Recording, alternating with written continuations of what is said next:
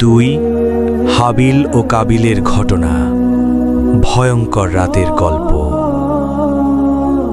গভীর রাত, চারিদিকে শুধু ঠান্ডা বাতাসের শব্দ। পৃথিবী তখনও নতুন, মানুষ খুব কম। পাহাড়ের মাঝে ছোট ছোট বসতি, আগুনের আলো আর অন্ধকারে ভরা এক পৃথিবী। সেই পৃথিবীতেই বাস করত দুই ভাই, হাবিল ও কাবিল।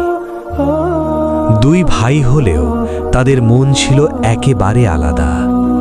হাবিল ছিল নরম স্বভাবের, শান্ত, আল্লাভীরু, আর কাবিল ছিল রাগী, হিংসুটে আর অহংকারী। একদিন তাদের মাঝে বড় বিরোধ তৈরি হলো। বিষয়টির ফায়সালা আল্লাহর পক্ষ থেকে এলো। দুজনকেই কোরবানি দিতে হবে। যার কোরবানি কবুল হবে, সত্য তার পক্ষেই থাকবে। সকালের কুয়াশার মধ্যে দুই ভাই পাহাড়ের ঢালে দাঁড়ালো। হাবিল নিয়ে এলো তার সবচেয়ে সুন্দর, মোটা ও প্রিয় পশু। সে মনে মনে বলল, হে আল্লাহ, আমি শুধু আপনার সন্তুষ্টি চাই। অন্যদিকে কাবিল আনলো শুকনো, নষ্ট আর সবচেয়ে খারাপ ফসল, কারণ তার মনে ছিল অহংকার। কিছুক্ষণ পর আকাশ কালো হয়ে গেল, বাতাস ভারী হয়ে উঠল। হঠাৎ আকাশ থেকে আগুন নেমে এলো। দাও দাও করে সেই আগুন হাবিলের কোরবানি পুড়িয়ে দিল। এটা ছিল আল্লাহর পক্ষ থেকে কবুল হওয়ার নিদর্শন। কিন্তু কাবিলের কোরবানি পড়ে রইল। সেই মুহূর্তে কাবিলের চোখে ভয়ঙ্কর আগুন জ্বলে উঠল। তার বুকের ভিতর শয়তান ফিসফিস করল, তোমার ভাই তোমার চেয়ে ভালো, এটা মেনে নেবে? সেদিন রাতেই কাবিল অন্ধকারে বসেছিল। তার চোখে ঘুম নেই, শুধু রাগ, হিংসা আর প্রতিশোধ। পরদিন সে হাবিলকে এক নির্জন জায়গায় নিয়ে গেল। চারিদিকে কেউ নেই, শুধু বাতাসের শব্দ। কাবিল দাঁত চেপে বলল, আমি আজ তোমাকে শেষ করে দেব।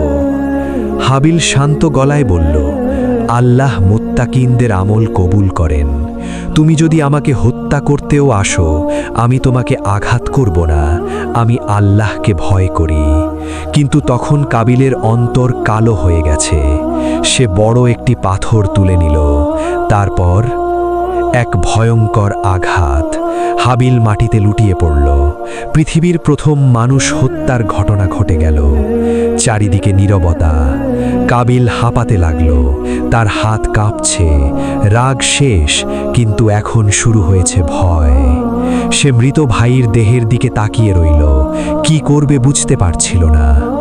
ঠিক তখন দূরে দুটি কাক লড়াই করতে লাগলো। এক কাক আরেক কাককে মেরে ফেলল। তারপর ঠোঁট আর পা দিয়ে মাটি খুঁড়ে মৃত কাকটিকে ঢেকে দিল। কাবিল স্তব্ধ হয়ে গেল। সে কাঁপা গলায় বলল, হায়, আমি কি একটা কাকের মতো হতে পারলাম না? তারপর সে মাটি খুঁড়ে নিজের ভাইকে দাফন করল। সেদিন পৃথিবীতে প্রথম কবর তৈরি হয়েছিল। আর সেদিন থেকেই শুরু হয় মানুষের হিংসা, হত্যা আর রক্তপাতের ইতিহাস।